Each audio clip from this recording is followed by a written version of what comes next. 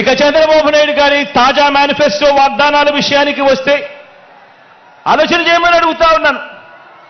గతంలో 2014లో చంద్రబాబు నాయుడు గారి మేనిఫెస్టో ఇది. గతంలో చంద్రబాబు నాయుడు గారి ఇంటింటికి పంపించిన పాంఫ్లెట్ ఇది. గతంలో చంద్రబాబు నాయుడు గారి హయాంలో 2014లో ఎన్నికలకు ముందు టీవీ ఆన్ చేస్తే చాలు ఊదరగొట్టే అడ్వర్టైజ్మెంట్లు ఇవి. ఇన్ని చేసి అడ్డగోలుగా మోసం చేసిన ఈ వ్యక్తి ఇదే చంద్రబాబు నాయుడు గారు తాజా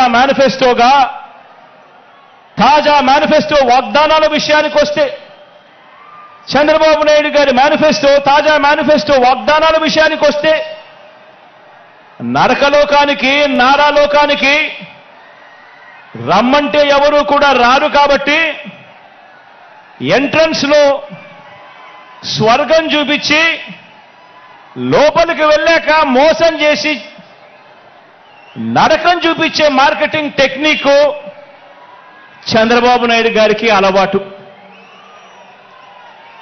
అందులో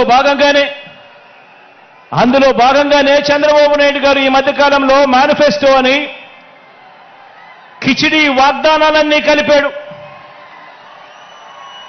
కర్ణాటకలో నుంచి కొన్ని, తెలంగాణలో నుంచి కొన్ని,